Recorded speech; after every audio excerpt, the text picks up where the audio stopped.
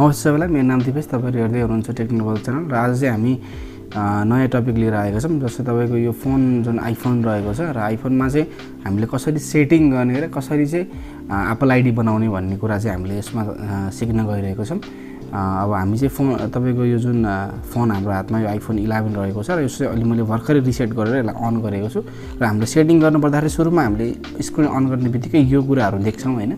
यसमा तपाईँले अब हामीलाई ल्याङ्ग्वेज चुज गर्नुपर्ने हुन्छ, अगाडि कुनमा इङ्ग्लिस ल्याङ्ग्वेज चुज गरौँ र हाम्रो एउटा रिजन चुज गर्नुपर्ने हुन्छ। नेपाल चुज गरौँ, नेपाल मुनि हुन्छ एनमा खोज्दै जाऊँ, एन्ड नेपाल हो है, नेपाललाई अन गर्छौँ र सेटअप म्यानुअल्ली गर्छौँ। यसले जे माग्छ नि यसलाई कन्टिन्यू गर्दै जाने हो र यसमा तपाईँको हामीले पासवर्ड हाल्नुपर्ने हुन्छ र पासपोर्ट म हाल्न गइरहेको छु।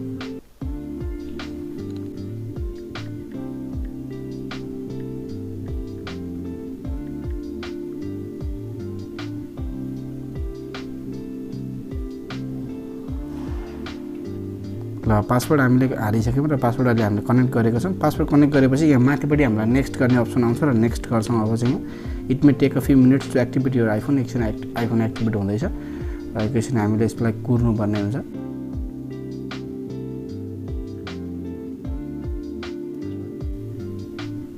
र यसलाई चाहिँ अब हामीले कन्टिन्यू गर्छौँ होइन। डाटा प्राइभेसी फेस आइडीको लागि चाहिँ अब अहिले राख्दा पनि हुन्छ होइन, नभए सेटअप लेटर गरेर यहाँ मुनिपट्टि सेटअप लेटर गर्दा नि हुन्छ।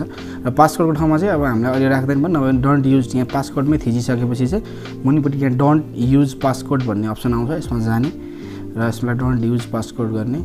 अब यहाँनिर तपाईँको लोडिङ भइरहेछ होइन, एकछिन होल्ड गर्ने र यहाँनिर तपाईँहरूको आउँछ रिस्टोर फ्रम माइक्लाउड। यहाँ चाहिँ यो चाहिँ अप्सन भनेको खास चाहिँ अब यदि तपाईँलाई एप्पलबाट अर्को एप्पलमा ट्रान्सफर गर्दै हुनुहुन्छ र तपाईँले डाटा ट्रान्सफर गर्नुपर्ने छ भने चाहिँ यहाँ अप्सन पनि देखाएको हुन्छ, मुभ डाटा फ्रम एन्ड्रोइडबाट पनि मुभ गर्न मिल्छ आजकल चाहिँ आइओएसमा होइन।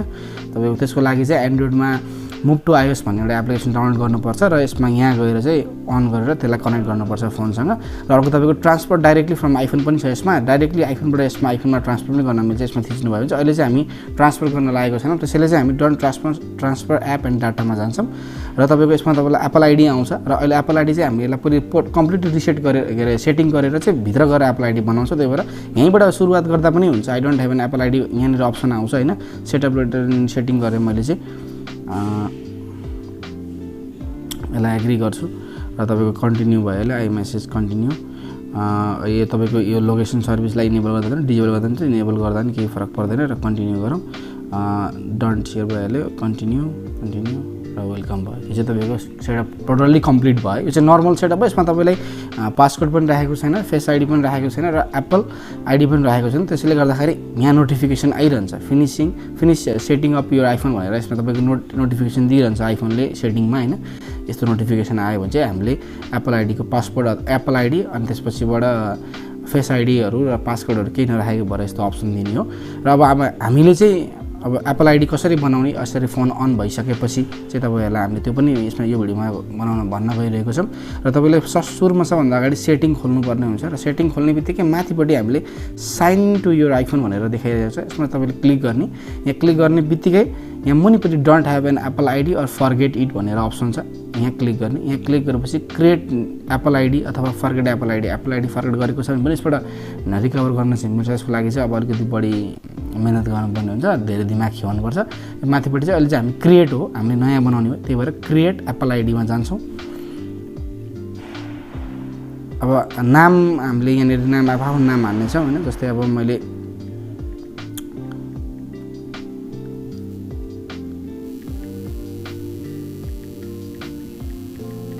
यहाँ तपाईँको नाम फर्स्टमा नाम राख्नु पऱ्यो, त्यसपछि त्योभन्दा मुनि तपाईँको सरनेम अनि त्योभन्दा मुनि तपाईँको डेट अफ बर्थ अब तपाईँको आफ्नो कति छ त्यो एक्ज्याक्ट राख्नु होला, किनभने पछि तपाईँलाई रिकभर गर्नलाई पनि सजिलो हुन्छ। कहिले काहीँ सोधिदिइरहेको हुन्छ तपाईँको डेट अफ बर्थ पुरानो एप्पल आइडीमा कुन थियो भनेर, त्यही भएर तपाईँको डेट अफ बर्थ चाहिँ तपाईँको जे हो त्यही एक्ज्याक्ट राख्नु होला, त्यसले गर्दा तपाईँलाई सजिलो हुन्छ होइन पछि रिकभर गर्नलाई पनि। मैले चाहिँ अहिले यति राखेँ र तपाईँको यहाँनिर चाहिँ इमेल एड्रेस चाहिन्छ। इमेल एड्रेस तपाईँको अलरेडी तपाईँको जुन भएको इमेल एड्रेसलाई चाहिँ यसमा हाल्नु होला। यदि छैन भने पनि यहाँ मुनि अप्सन हुन्छ don't have an email address भनेर अप्सन हुन्छ, तर अब म्याक्सिमम मान्छेको त आजकल इमेल एड्रेस भइहाल्छ, त्यसले गर्दा हामी चाहिँ यहाँ इमेल एड्रेस राख्न गइरहेको छौँ।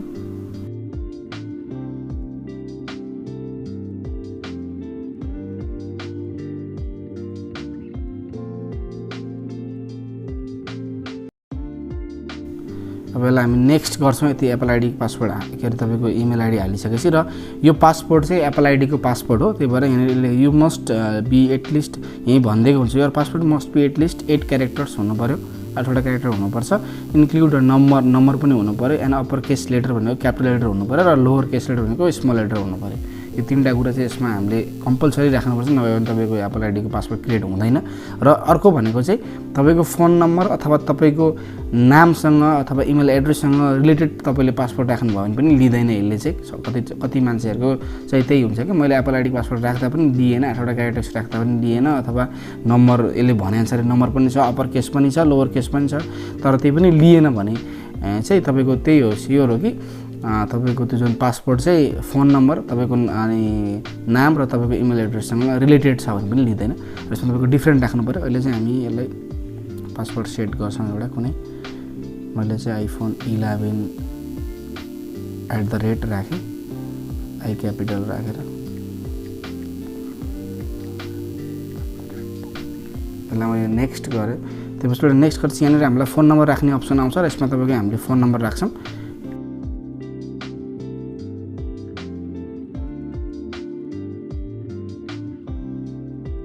यो फोन नम्बर राख्यौँ र यसलाई अब हामी यहाँ फोन नम्बर राखिसकेपछि अरू केही पर्दैन, भेरिफाई युजिङ टेक्स्टबाट हामीले भेरिफाई गर्छौँ। यो चाहिँ त्यही भएर टेक्स्टमा राइट लगाएको छ, फोन कल गर्दा पनि मिल्छ, टेक्स्ट गर्दा पनि टेक्स्ट गर्दा सजिलो टेक्स्ट गर्छौँ हामी र यसलाई अब हामी नेक्स्ट गर्छौँ।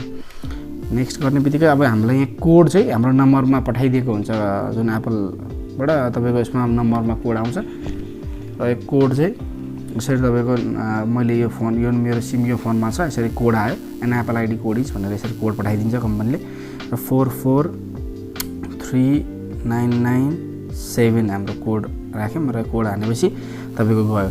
अब त्योभन्दा मुनि यसको टर्म्स एन्ड कन्डिसन तपाईँहरूले मजाले पढ्दा पनि हुन्छ र यसलाई तपाईँलाई एग्री गर्नु, यसलाई एग्री गर्ने। त्यसपछिबाट अब साइन इन टु iCloud भनेर आउँछ होइन, iCloud साइन इन भयो। Finishing setting of your iPhone not now, अहिले त्यो खालि त्यसले त्यो माया गर्छ पासवर्ड हाल भनेर, अगाडि हामीले लक स्क्रिन लक राखेको छैनौँ त्यही भएर मागिरहेको छ एप्पलले। यस तपाईँको एकछिन लोड लिन्छ, यसले चाहिँ लोड लिइसकेपछि चाहिँ अब हामीले यहाँ एउटा काम गर्नुपर्ने हुन्छ। लोड लिएपछि हाम्रो जुन यो डिस्प्लेमा यसरी आउँछ होइन, यहाँनिर तपाईँको भेरिफाई योर इमेल एड्रेस भनेर आउँछ। हामीले चाहिँ यहाँनिर भेरिफाई गर्नुपर्ने हुन्छ। यो इमेल एड्रेसमा चाहिँ अब भेरिफाई गर्नलाई चाहिँ हामीले यहाँ अप्सन देख्नु त भेरिफाई इमेल एड्रेस। यदि तपाईँको त्यो इमेल एड्रेस तपाईँले अगाडि हाल्नुभएको तपाईँको आफ्नो होइन र तपाईँले भेरिफाई चाहिँ आफ्नो इमेल एड्रेसबाट गर्न चाहनुहुन्छ भने यहाँ अर्को इमेल एड्रेस युज गर्न पनि मिल्छ। Use a different email address भनेर यहाँ देखाइरहेको छ। र अब चाहिँ हामी हाम्रो पुरानो जुन यसमा अलरेडी हालिसकेको इमेल एड्रेसबाट नै भेरिफाई गर्न चाहन्छु भने त्यसमा क्लिक गरिदिएँ मैले भेरिफाई इमेल एड्रेस भनेर। अब मेरो इमेल एड्रेसमा चाहिँ यसले यो मैले जुन अगाडि हालेको प्रवेश लाइन छैन 11@gmail.com मा चाहिँ यसले कोड पठाउँछ होइन। इमेल एड्रेसमा हामी चाहिँ कोड चेक गर्छौँ र तपाईँको सेन्ड कोड मैले यहाँ थिचिदिएपछि यसले अब यसले हामीलाई कोड पठाउँछ।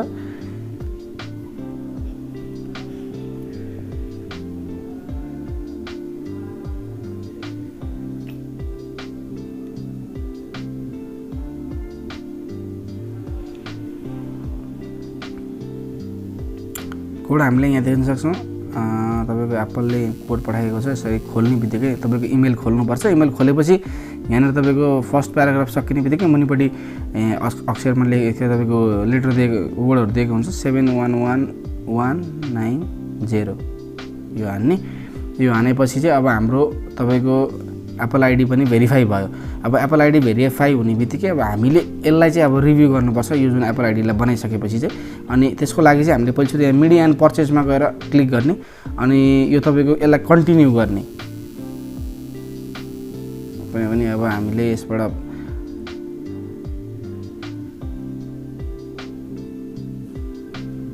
यसको लागि एकछिन लोड लिन्छ।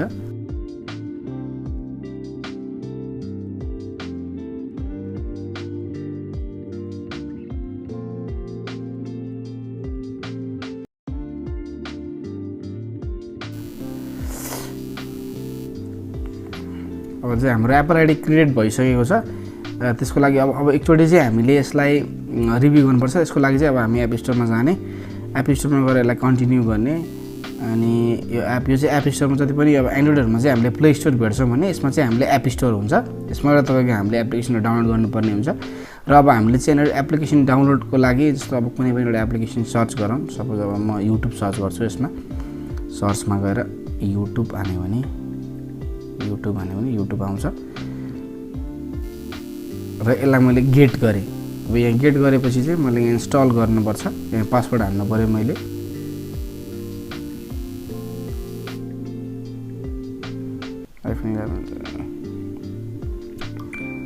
पासवर्ड हानिसकेपछि चाहिँ डन भयो र यहाँ तपाईँको रिभ्यू भनेर option this Apple ID has not yet been used in the iTunes store. यसलाई रिभ्यू गर्नुपर्छ। यसमा रिभ्यूमा क्लिक गर्ने। रिभ्यूमा क्लिक गरेपछि चाहिँ अब हामीले लोड भएर यहाँनिर अप्सन आउँछ कम्प्लिट योर एप्पल आइडी भनेर। अब यहाँ तपाईँको नेपाल हाम्रो रिजन ठिक छ होइन, agree to terms and condition भनेर यसलाई अन गर्ने अनि यहाँ तपाईँको नेक्स्ट गर्ने माथि अप्सन आउँछ र यसमा नेक्स्ट गर्ने।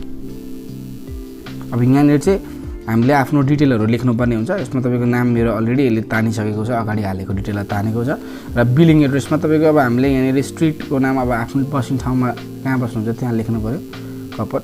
र यो स्ट्रिट अप्सनलमा चाहिँ तपाईँको लेख्दा नि हुन्छ, नलेख्दा पनि हुन्छ। र सिटीमा अब काठमाडौँ छ भने काठमाडौँ लेख्ने होइन, तपाईँको भक्तपुर छ भने भक्तपुर, ललितपुर छ भने ललितपुर, जहाँ छ त्यहाँ लेख्ने होइन। तपाईँको कन्ट्रीमा नेपाल भयो। रिक्वायर्ड पोस्ट कोड भनेको तपाईँको काठमाडौँको पोस्ट कोड चाहिँ अब हाम्रो 44600। तपाईँले गुगलमा सर्च गराउन सक्नुहुन्छ पोस्ट कोड अफ काठमाडौँ। अब ललितपुर छ भने भक्तपुर छ भने थाहा छैन भने त्यसबाट तपाईँले सर्च गर्न सक्नुहुन्छ, यहाँ देखाउँछ। र तपाईँको यो फोनमा तपाईँको अब फोन नम्बर राख्दा पनि हुन्छ, जुन टेलिफोन नम्बर नभए पनि यहीँ यसले आफै यहाँ इक्जाम्पलमा दिएको छ 1 भित्रपट्टि 1 2 3 4 5 6 7 8 9 त्यस्तै हालिदिने 1 2 3 4 5 6 9 गर्ने। अनि यहाँ माथि तपाईँको नेक्स्ट गर्ने अप्सन आउँछ, डन गरेर यसलाई नेक्स्ट गरिदिने। यसलाई नेक्स्ट गरेपछि चाहिँ तपाईँ हाम्रो एप्पल आइडी चाहिँ कम्प्लिटेड भयो। अब यो चाहिँ एप्पल आइडीबाट चाहिँ अब हामीले कुनै पनि एपहरू डाउनलोड गर्न सक्छौँ। यो चाहिँ तपाईँको टोटल्ली कम्प्लिट बनिसक्यो यो एप्पल आइडी। अब यसमा चाहिँ तपाईँले अब मजाले चाहिएको एप्लिकेसनहरू डाउनलोड गर्न सक्नुहुन्छ। अब मैले यसमा गेट गर्ने बित्तिकै इन्स्टल अप्सन आउँछ। इन्स्टलमा तपाईँको मैले पासपोर्ट चाहिँ हान्नै पर्छ यसको आइफोनमा चाहिँ होइन। अब यो मैले हानेपछि चाहिँ तपाईँको डाउनलोड हुन्छ। अब यहाँनिर डाउनलोड देखाउँछ। अब तपाईँको यो चाहिँ के हो भने रिक्वायर पासपोर्ट भनेको अब आफ्टर 15 मिनट्स गरिदिनु भयो भने चाहिँ तपाईँले एकचोटि डाउनलोड गर्ने बेलामा अब 15 मिनटसम्म तपाईँको एप फेरि एकचोटि माग्दैन। एकचोटि हालिसकेपछि 15 मिनटसम्म तपाईँको एप तपाईँले फेरि हाल्नु पर्दैन एप्पल आइडी। अब यो चाहिँ तपाईँको डाउनलोड भइरहेछ, देख्न सक्नुहुन्छ तपाईँले। र अब यो यसै गरी अब हाम्रो सबै एपहरू तपाईँलाई चाहिएको एपहरू डाउनलोड गर्न सक्नुहुन्छ यसबाट मजाले। यसमा तपाईँले एपहरू डाउनलोड गर्न अब कुनै पनि आपत्ति हुने छैन। अब एप स्टोरमा गएर तपाईँले मजाले एपहरू डाउनलोड गर्न सक्नुहुन्छ आफ्नो चाहिएको एपहरू।